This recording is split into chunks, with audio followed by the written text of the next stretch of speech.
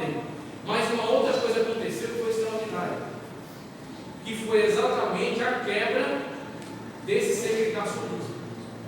A Igreja Missão de Fé Apostólica de William Seymour, na rua Azusa, tinha lideranças de origem hispânica, tinha lideranças de origem norte-americana, tinha lideranças de origem negra, todos trabalhando juntos ali. Claro assim que, devido a não ter uma estruturação doutrinária muito forte ainda, eles não puderam continuar muito tempo juntos, por muitas desavenças, mas eles trabalharam juntos, trabalharam intensamente. E ali caiu por terra esse segregacionismo norte-americano. Ali naquela igreja pôde-se ver o Espírito Santo de Deus trabalhando com liberdade. Com liberdade, tá certo? E é a partir dali que Dunham esteve presente lá, teve contato com o pentecostalismo, e ele muda-se daquela localização, que eu acho que era na Califórnia, ele muda-se dali para Chicago. E em Chicago é onde ele vai iniciar o movimento pentecostal. E desse movimento pentecostal, com pregação em público, com curas divinas, manifestações sobrenaturais, é desse movimento que ele vai criar em Chicago, que primeiro Luiz de Francescon vai ter contato, que era presbiteriano, ele tem contato com o movimento pentecostal e vai migrar para o pentecostalismo. E depois também Daniel Berg e Gunnar Wingren, que eram suecos, que estavam ali nos Estados Unidos, tiveram contato também com o pentecostalismo através de William Dunham, e aí eles vão, através de uma profecia que um outro irmão vai trazer para eles, esse irmão vai revelar para eles que Deus tem uma missão, Deus tem uma obra para eles realizarem num lugar chamado Pará.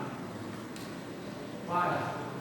E aí eles vão para a biblioteca, pesquisam os atlas, e descobrem que Pará é um estado do Brasil, cuja capital é Belém. Então eles vão tomar um navio e vão para o Pará. Quem é que está aqui para receber eles? Ninguém. Qual é a agência missionária que mandou? Nenhuma. Qual é a garantia que eles têm? Zero. Eles entram no navio e vêm para Belém, para fazer a vontade de Deus. Certo? Então você tem essas duas ramificações. O movimento de Dunham vai surgir Igreja Cristã no Brasil, através de Francescon, e vai surgir Igreja Assembleia de Deus, através de Daniel Berg e Gunnar Wingren, e assim dá continuidade. O outro braço que surge ali, na ponta, e lateral embaixo, é a Igreja do Evangelho Quadrangular. Vai surgir posteriormente com o movimento de segunda ordem. Tá certo? Então o que eu expliquei até agora faz parte disso aqui, desse quadro. Passa aí, por favor. Deixa eu ver aqui, ó. Na sua apostila, passa uma página aí. Do pietismo no movimento pentecostal, jornada rumo à Assembleia de Deus. Então eu já comecei a explicar em relação a isso, só dando continuidade. O pietismo, ele vai impactar no metodismo. O que é o metodismo? O metodismo é um movimento evangelístico, um movimento evangélico, que surge a partir da pregação de John Wesley. John Wesley, que era um ministro arminiano, a sua teologia dele era arminiana. O arminianismo é um contraste com o calvinismo, tá certo? Então ele era arminiano e ele vai pregar intensamente, vai evangelizar intensamente e vai crer nesse continuismo dos dons espirituais. E ele prega de forma muito intensa nos Estados Unidos. Inclusive, metodismo é vamos dizer assim, um apelido dado por outras pessoas a ele devido à sua forma de trabalho. Ele teve que ser muito metódico, muito organizado. Então, dão a ele esse apelido. Como a gente chama as pessoas sistemáticas, né? Mas é muito sistemático. Então, assim também surge o metodismo. O cara era muito metódico, era muito estrategista, era muito organizado. Então, chamam ele de metódico, né? Isso surge o metodismo. Tá certo? O metodismo de John Wesley, que sofre influência do pietismo. O pentecostalismo também tem essa influência forte do pietismo. O movimento de santidade, os Rollers, como eu falei, e o evangelicalismo moderno também é oriundo desse pietismo. E o pietismo, o próximo quadro aqui, ó, o pietismo, a chama da renovação. O pietismo ele surge dentro do contexto do luteranismo. Martinho Lutero fez a reforma. Martinho Lutero faz a reforma, depois que ele faz a reforma protestante, surge uma guerra, chamada Guerra dos 30 Anos. Guerra entre os príncipes da Alemanha que apoiaram a reforma pau quebrou. Guerra, mortandade, terrível. E assim, aquilo deixou marcas profundas na Alemanha da época. A guerra quase foi perdida se não fosse a ajuda de um grande líder da Suécia que havia se convertido também ao luteranismo. Ele traz tropas para dentro da Alemanha e ajuda os reformados e consegue a paz. Se não me engano, chama-se Paz de Westfália. Então eles firmam uma paz. Pronto, vamos firmar de carro, chega dessa guerra. Vão cada um cuidar do seu quintal. Então eles dividem. Tal província é católica, tal província é luterana, tal província é católica, tal província é luterana. Pronto. Se você está morando dentro dessa província, qual é a sua religião? A religião da província. Se você é católico, está numa província que virou luterana, sai fora. Ou vira luterano. A coisa ficou dessa maneira, ficou desse jeito. Então, o luteranismo, ele meio que ficou imiscuído com o Estado. Ficou junto com o Estado, é um braço do Estado. Semelhantemente, que a Igreja Católica já fazia. Só que a Igreja Católica, ela, na verdade, não estava no Estado. E a Igreja Luterana, ela ficou um agregado do Estado. Tá certo? Então, eles começaram a trabalhar ali a questão da alfabetização internacional. Isso é um grande mérito. Isso é um grande mérito da reforma. A universalização da educação. Está aí um grande mérito. Para quê? Para que todos pudessem ler a Bíblia. Porque a Bíblia agora foi traduzida para o alemão, e quando Lutero, presta atenção, quando Lutero faz a tradução da Bíblia para o alemão, ele está fornecendo à Alemanha a estrutura linguística que eles não tinham. A Alemanha era constituída de diversos dialetos. Então você tinha dialetos em cada uma daquelas províncias. Era uma bagunça. E Lutero, o que ele faz? Ele organiza. Você traduziu. Então você tem um alemão oficial agora, que é o alemão da Bíblia, traduzido por Lutero e impressa por Gutenberg. Então você tem lá aquelas Bíblias que vão ser distribuídas, as pessoas vão ser alfabetizadas para ler aquela Bíblia. Aí você tem uma gramática, você tem uma sintaxe, você tem uma estrutura linguística para o país. Isso aí é importantíssimo, porque isso pode ser para a união nacional em torno de uma língua. Por isso que o Brasil se dividiu em vários pequenos países, porque você tem uma estrutura de uma língua só. A Rússia também está cada um deles, tem uma língua só. Às vezes cada um tem o seu dialeto, mas tem que aprender aquela língua. Então você tem o trabalho de Lutero, tá certo? A reforma. Só que o que acontece? Devido a esse formato, devido a essa forma, eles ficam muito formais. Fica uma igreja oficial, as pessoas são obrigadas a estar naquela igreja. Então, se você é obrigado, você meio que adere aquilo por correção, e aquilo não se torna mais algo empolgante para você. Você não está ali porque você quer, ou porque você optou, mas porque você deve estar ali, tem que estar ali. E aquela igreja vai se tornando cada vez mais mergulhando no formalismo, uma frieza, tá certo? Até que surge um período, nesse contexto, chamado escolasticismo protestante. O que é o escolasticismo protestante? Conforme eles vão trabalhando essa questão dogmática, doutrinária, teológica, eles vão se tornando cada vez mais especialistas. Pessoas de alto nível cultural, pessoas de alto nível acadêmico, de modo que nos cultos das igrejas oficiais luteranas só pregava quem tinha uma alta categoria, um alto destacamento cultural, destacamento acadêmico. O academicismo tomou conta. Quando o academicismo tomou conta, aí que esfriou de verdade. Por quê? As pessoas simples não tinham acesso. As pessoas simples eram apenas legadas a sentar e ouvir. Não tinham participação na vida evangélica, no culto, na pregação, nos trabalhos. E aí é dessas pessoas que ficaram descontentes com esse formato que começam a surgir grupos que se organizam para quê? Vão se reunir com 10, 20, 30 pessoas para orar. Vão se reunir para pregar a palavra, pregar a Bíblia, não pregar teologia, pregar a Bíblia. Vão se reunir para contar testemunho, vão se reunir para se consagrar. Começou a surgir pequenos grupos internos ao luteranismo.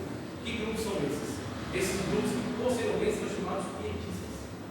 Então os pietistas são esse grupo que quer buscar a Deus de forma mais intensa, de forma mais direta, de forma mais simples, sem esse academicismo, sem essa linguagem rebuscada, essa linguagem complexa, técnica. Eles querem buscar a Deus de uma forma mais direta, mais simples, servir a Deus, adorar a Deus, evangelizar. Como eu já falei, o luteranismo não tinha esse viés evangelístico, e eles queriam evangelizar, eles queriam levar o evangelho a outras pessoas.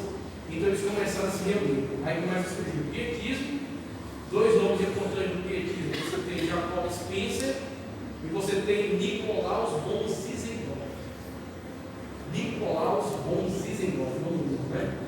Nicolaus von Zinzendorf. Se quiser dar para o seu filho, fica à vontade. Você tem esse Nicolaus von Zinzendorf. Qual é a desse cara? Ele é rico. E ele percebeu um grupo de pessoas que eram muito destacadas no evangelismo. Tinham esse amor, essa chama dentro do evangelismo. O que ele fez? Ele falou: olha, vocês querem fazer a obra evangelística, missionária, e eu vou apoiar. Então ele se tornou um financiador. Ele criou colônias, abriu institutos, criou meios para que esses moravianos eles aderissem, aprendessem, treinassem e fossem mandados pela conta dele. Então esse Nicolaus von Zinzendorf foi um grande apoiador dos movimentos evangelísticos moravianos. E aqui você tem, no metodismo, você tem John Wesley, né? John Wesley, grande pregador, grande avivalista. Depois disso você tem também os puritanos. Os puritanos, como eu falei, nascem da dissidência dentro da igreja anglicana da Inglaterra, que era uma igreja católica disfarçada. E eles querem que aquela igreja se complete, que aquela igreja se torne uma igreja cristã, uma igreja que abandona o catolicismo, abandona a idolatria, abandona a idolatria e se torna uma igreja cristã autêntica. E nessa briga que eles, muitos deles foram perseguidos, mortos, presos e muitos deles expulsos. Tá certo? Uma frase que o puritano chamado John Bunyan: os clamores que algumas pessoas contra o pecado são como de uma mãe contra o filho a quem repreende, mas que logo beija agradecendo. Essa era a percepção que ele tinha sobre o comportamento geral dessas pessoas dentro dessa igreja, que não estavam dispostas a abrir mão do pecado, não estavam dispostas a mudar de vida, não estavam dispostas a santificar. Outros movimentos oriundos daí que são movimentos de santificação, o Rollins, que eu expliquei também. Veja só, século XX, o metodismo influenciou fortemente o movimento de santidade, especialmente nos Estados Unidos. Pregadores como Phoebe Palmer, Charles Finney e A.B. Simpson ensinavam sobre uma experiência mais profunda com o Espírito Santo. Frase de Charles Finney: se a presença de Deus estiver na igreja, a igreja atrairá o mundo. Se a presença de Deus não estiver na igreja, o mundo atrairá a igreja. Então são esses grandes nomes que impulsionaram, tá certo? O viver cristão, o movimento, tá certo? De santificação, o movimento de vida cristã autêntica. Dentre eles nós viremos, dentre eles nós surgiremos. A.B. Simpson: antes de podermos falar a mensagem de Deus, precisamos aprender a ouvir. O ouvido aberto vem antes da boca aberta. A.B. Simpson, pregador aí do movimento de santidade. E aí vem a Rua Azusa, o movimento da Rua Azusa. E aí desse movimento é que vem, tá certo? Um grande impulsionador. É que o Espírito Santo, que já estava trabalhando, ele vai impulsionar, ele vai dinamizar esse trabalho. Quando surge, tá certo, esse movimento da Rua Azusa, as igrejas históricas, elas já tinham mergulhado num marasmo, já tinham mergulhado num comportamento formalista, não tinham mais aquele ímpeto de pregar o Evangelho a qualquer custo, mesmo que custasse a sua própria vida, como foi na época que surgiram e brigaram contra o catolicismo. Elas já estavam muito aquém disso, elas já haviam esfriado terrivelmente, e já estavam aderindo a certos movimentos que surgiram na filosofia, que surgiram nas ciências, e que estavam contestando muito das verdades bíblicas. Então já estava surgindo também alguns movimentos dessa ala acadêmica que contestavam a Bíblia Sagrada como um livro revelado, que contestavam a Bíblia Sagrada como errante, como infalível. E muitas dessas igrejas já tinham teologicamente aderido a esses movimentos. Aí quando a igreja ela passa por esse revés, ela passa por esse esfriamento, o Espírito Santo de Deus ele vem chacoalhar. O movimento pentecostal é um chacoalhão. É o Espírito Santo de Deus pegando a igreja pelo colarinho e chacoalhando, falando assim: acorda, desperta. Por quê? Porque está chegando o grande dia e você está parado.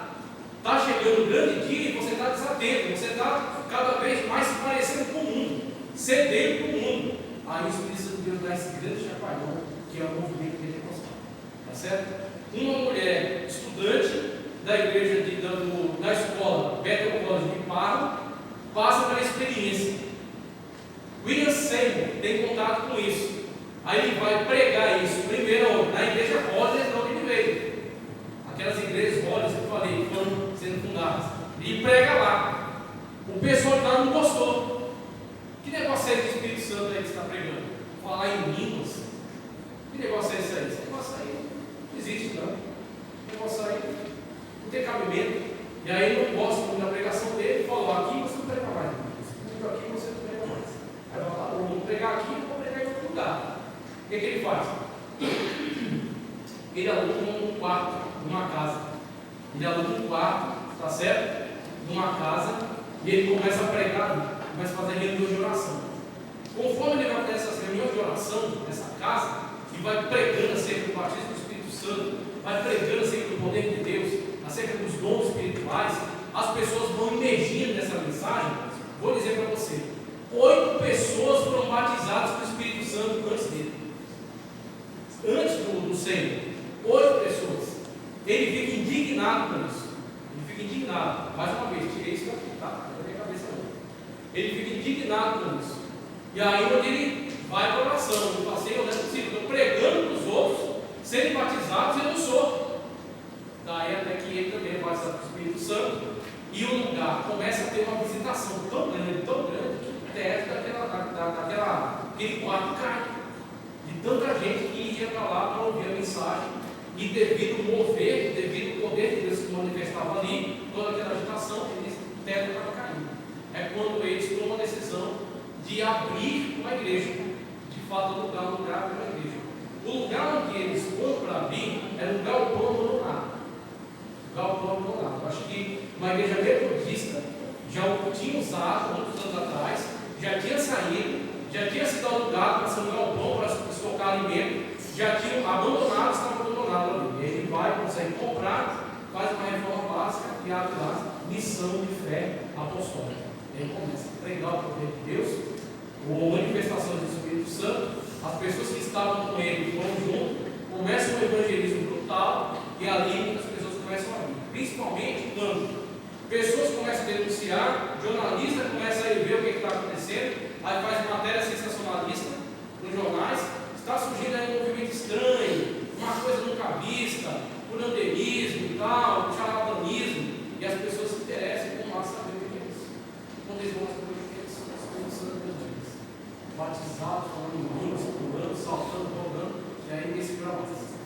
Aí cada vez mais pessoas despertam a curiosidade, vão para ver, gostam do que vem e não saem mais. E aí, quando saem, tem que levar para as suas igrejas e mandar lá, não são aceitas, abrem uma igreja. Porque abre a igreja, nós temos que pentecostal. Esse foi o movimento de início, tá? Pentecostalismo moderno, aqui, o movimento pentecostal, como é conhecido hoje, surgiu em Topeka, capital do Kansas, Estados Unidos, com o pregador Charles Spurgeon, no final do século XIX, no início do século XX, especialmente em 1901. William Seymour, negro, carente de formação teológica, pessoa simples, pessoa que não tinha nível acadêmico superior. Foi frequentar a escola de Parma e no ano de 1905 foi batizado com o Espírito Santo. Em 1906, em Los Angeles, na Rua Azul dos Estados Unidos, William passou a pastorear a comissão de fé apostólica. Sobre sensacionismo, já expliquei, sensacionismo e continuismo. O sensacionismo crê que a Bíblia só o texto é suficiente, não precisa de sinal.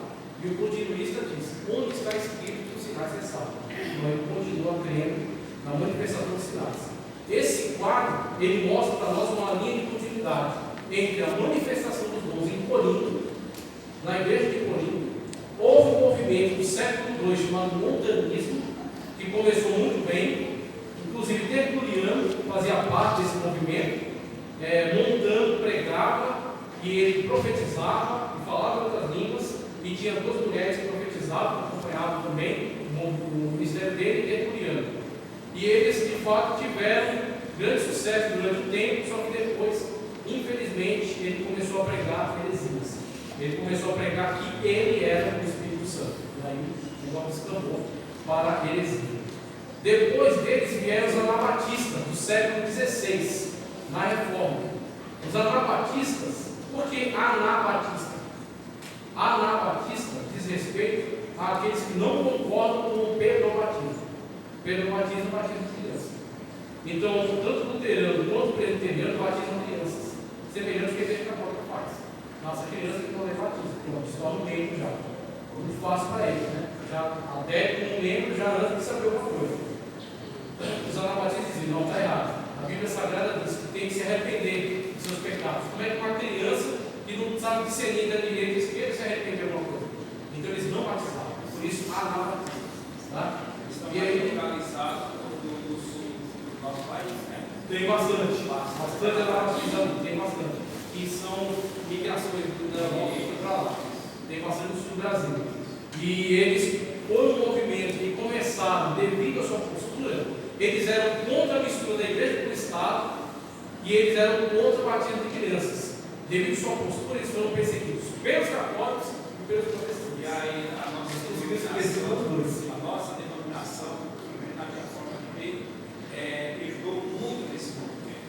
Muito, acabaram bem sempre, porque a igreja hoje é assim, separada do Estado. Você olha para a Assembleia de Deus, você vê muita coisa deles. Muito da estrutura do pensamento deles está na Assembleia de Deus.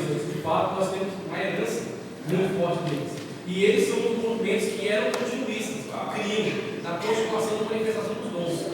Então, anabatistas, veio pela reforma, contra a reforma. John Wesley era um daqueles que criam o continuismo.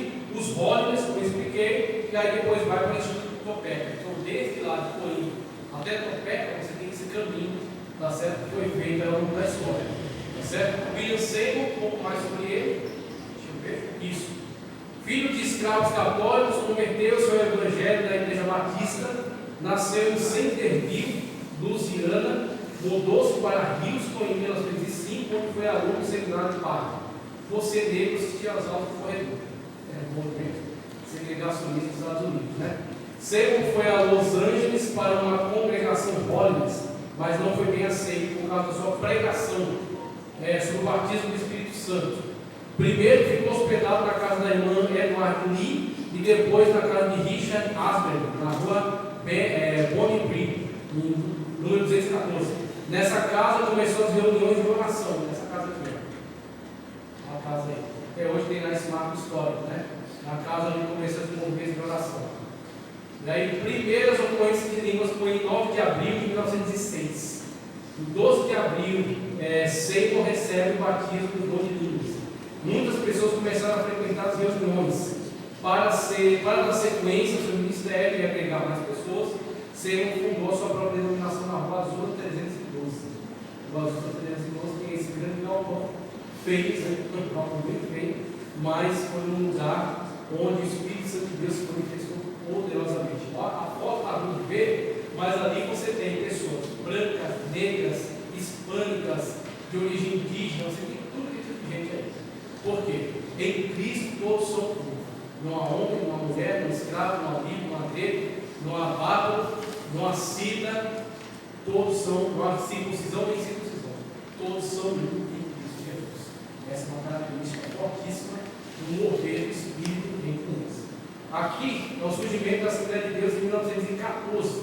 Então, depois desse grande mover, você vai ter essa grande organização. Esse mover acontece, impacta o mundo, muitas igrejas vão surgindo, só que eles precisam ter estruturação doutrinária, teológica. É onde eles vão buscar fazer uma grande convenção. E dessa convenção, como está aí na foto, eles se reúnem para deliberar acerca da doutrina do Espírito Santo. É quando há um resgate da pneumatologia. A pneumatologia era muito relegada, era muito marginalizada. Era um estudo periférico. Não se tinha ênfase na pneumatologia. E a partir do grande mover do Espírito Santo, a pneumatologia ganha destaque na teologia sistemática. A pneumatologia agora vai ser estudada com muita profundidade. Por quê? Porque eles precisam entender quais são os fundamentos bíblicos para a manifestação do Espírito Santo. Certo? Então você tem essa organização para a estruturação, para um agir bíblico, para um agir doutrinariamente fundamentado. Tá certo? Um movimento em chamas, queridos irmãos. Essa jornada histórica nos mostra que o pentecostalismo não surgiu do nada, mas foi uma resposta de Deus. Nós somos uma grande resposta de Deus à igreja que estava imersa, tá certo, no secularismo. Uma igreja que estava estagnada, uma igreja que estava letárgica. É só você ver o exemplo aqui no Brasil. Anglicanos chegaram antes, huguenotes chegaram antes, presbiterianos chegaram antes. Não estou falando mal deles, eu estou falando somente fatos. Eles chegaram muito antes e não conseguiram fazer o trabalho, não conseguiram impactar esse país com o evangelismo. Por quê? Por causa de certas concepções teológicas fracassadas, certas concepções teológicas equivocadas, que impedem, que freiam. Por exemplo, a soteriologia calvinista, que diz que a salvação ela é supralapsariana. Que palavrão é esse? Tudo foi determinado por Deus desde o princípio. Tudo foi determinado por Deus desde o princípio. Não é predestinação, é predeterminação. Tal pessoa vai ser salva. Por quê? Porque Deus determinou desde o princípio que ela vai ser salva. Essa é a graça irresistível. Tá certo? Tal pessoa será condenada. E Deus predeterminou que ela será condenada, independentemente do que você faça por ela. Mesmo que ela aceite Jesus numa igreja, ela está condenada, porque Deus determinou na eternidade passada que ela está condenada. Tá certo? Mesmo que ela aceite Jesus e passe tempo na igreja, em algum momento ela será condenada, porque Deus assim determinou. Isso é o predeterminismo. Então o predeterminismo, ele coloca na cabeça do ministro que, independentemente de qualquer esforço que ele precise fazer, quem for salvo vai ser salvo. Tá certo? Invariavelmente. Quem for salvo, só é salvo porque Deus determinou lá atrás. Então, se Deus determinou que ele será salvo, ele vai vir para a igreja. Por quê? Porque Deus determinou que ele será salvo. E aquele que for condenado, mesmo que ele pregue, não adianta, Deus determinou lá atrás que ele será condenado. Então, quando você tem uma perspectiva dessa, você pega, soma cessacionismo com predeterminismo. Qual é o resultado? O resultado é uma igreja estagnada, uma igreja estacionada, uma igreja sem dinamismo, uma igreja sem voz, sem pregação. Tá certo? Então, quando você vê uma perspectiva dessa, você vê um grande defeito, um grande mal que isso causou. E aí, quando Deus ele quer impactar a humanidade, ele traz o quê? Ele traz o avivamento pentecostal.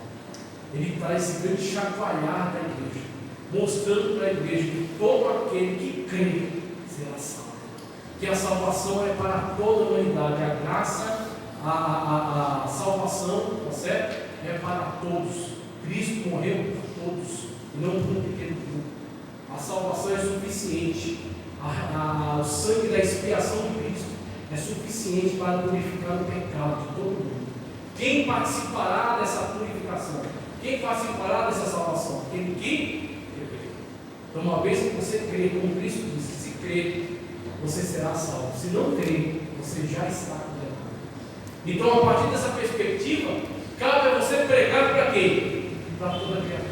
Porque todo aquele que crê será salvo. E você, para pregar, você tem um revestimento de poder do Espírito Santo. O Espírito Santo, ele toma você, ele te dá ousadia, ele te dá coragem, ele te dá inteligência, tá certo? Ele te dá inspiração, ele te usa para você pregar de maneira que você nunca imaginou que poderia pregar. Então você tem um impulsionador da obra de Deus. Por isso que depois do movimento pentecostal, os lugares mais longínquos foram alcançados pelo Evangelho. Você pensa que essas igrejas antigas pregavam para tribos distantes, tribos que estavam no interior da África, tribos que estavam no interior da Austrália, tribos que estavam nas ilhas da Oceania. Quem são as pessoas malucas que pegam um navio e vão até essa gente? Tribos canibais, tribos ágrafas, que nem têm escrita. Muitas das vezes o missionário chega lá, aprende a língua, cria uma escrita para eles e ensina-os. E ali eles passam a ter uma língua escrita. Então você tem hoje esse mover do poder, por causa do poder do Espírito Santo, que impactou essa igreja de forma tão extraordinária. Tá certo? Dando continuidade, mais especificamente agora sempre nós. Vamos lá. Origens missionárias do pentecostalismo. Origens missionárias do pentecostalismo. Veja, Antônio Gilberto, uma frase dele: o verdadeiro movimento pentecostal ora pelas missões, contribui para as missões, promove as missões, é um movimento que vai ao encontro missionário. A igreja que não evangeliza, muito em breve deixará de ser evangélica. Saudoso Antônio Gilberto. Nós nascemos desse ímpeto. Nós nascemos desse ímpeto missionário. Aqueles que vieram para cá trazer a mensagem pentecostal vieram como missionários. E vieram como missionários sem nenhum suporte, sem nenhum local para serem recebidos, sem nenhuma garantia. Vieram impulsionados pelo Espírito Santo, com ousadia, com coragem, e vieram para pregar o Evangelho a toda criatura, não somente aquele de sua etnia. E isso foi um diferencial para essa igreja. Isso resultou naquilo que eu li no começo da minha palestra: a maior igreja protestante do Brasil. Tá certo? A igreja com o maior número de membros, 10 milhões de pessoas servindo e adorando ao Senhor e Salvador Jesus Cristo, por causa dessa postura, por causa desse posicionamento. Tá certo? Pessoa que influenciou Daniel Berg e Gunnar Wingren, mesmo antes do contato deles com o mundo. Você tem esse homem chamado Lev Petrus, uma frase dele: esta tem sido a minha experiência durante 30 anos. Tenho observado que as pessoas que de vez em quando caem no chão por causa do poder de Deus e ficam como fora de si, caem no espírito, são pessoas com as quais temos tido pouco proveito e pouca alegria espiritual. Frase de Lev Petrus, certo? Você tem aí pregação pentecostal, pois é. E Gunnar Wingren também, no Pioneiro, livro dele, O Pioneiro, ele relata uma experiência que ele teve com certos pentecostais malucos aí em Santa Catarina, onde o pessoal pulava, andava, fazia ciranda, caía, por enquanto. E ele tentou aconselhar os irmãos: